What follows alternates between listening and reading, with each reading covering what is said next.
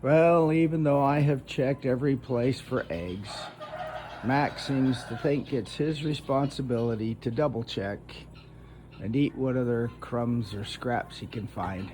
Come on, Max, it's time to get out. Come on, buddy, let's go. Yep, come on down. The chickens want to come back. Since our chickens are beyond free range, they have the whole pasture that they can range to.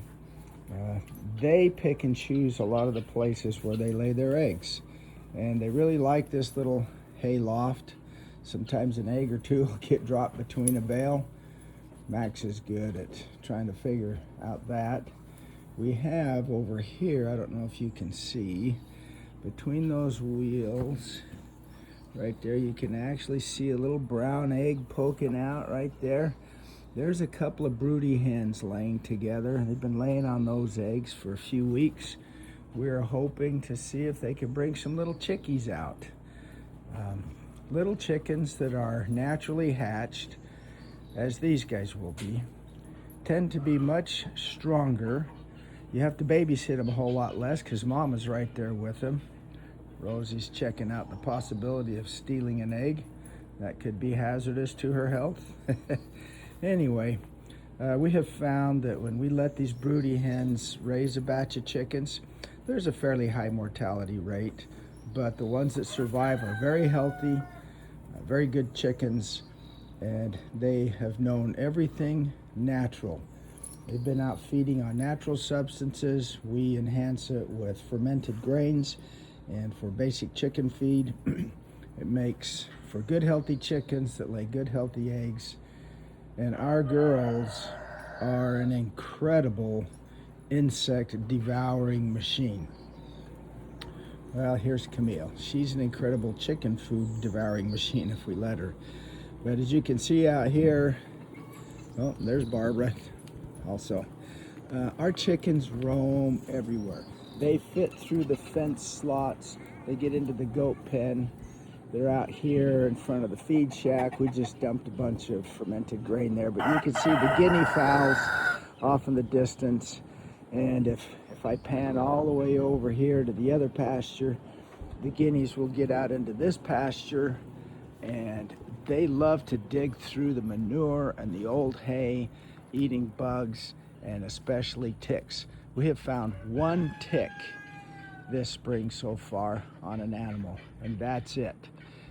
These chickens, letting them run wild like this is our second coop back here. Holds about 40 some odd chickens, and they cover this back territory in beyond those trailers into the donkey corral and on back to the tree line. They do a marvelous job. So if you get a chance to run your chickens free range like that, the blessing of insect control will be fabulous. And if you're afraid of hawks and things like that, Rosie stole an egg and I'm distracted making a video. Well, there's a good breakfast for her. Anyway, we have found that our llamas are quite distractful to creatures like hawks. They're just an unusual creature, and the hawks tend to stay away from them. Also, our dogs have been trained to kind of fly after run after these birds that are flying over our flock. They jump and bark at them. We don't teach them to attack the birds because they never land, but my daughter has taught them that they're dragons and that they should go get the dragons. And so we tend to keep the hawks away. They're very cautious when they come around this area. We also have a few owls that roost on our posts around here, and they're a wonderful sight. It's beautiful to hear them hooting at night. And we know that they're more after the rodents at night because our chickens are all cooped up, as they say. Anyway, if you're getting into chickens, it's not cheap. If you care for them properly, you're spending quite a bit on food, but you're getting a healthy egg. You've got a healthy, happy chicken, a natural going flock.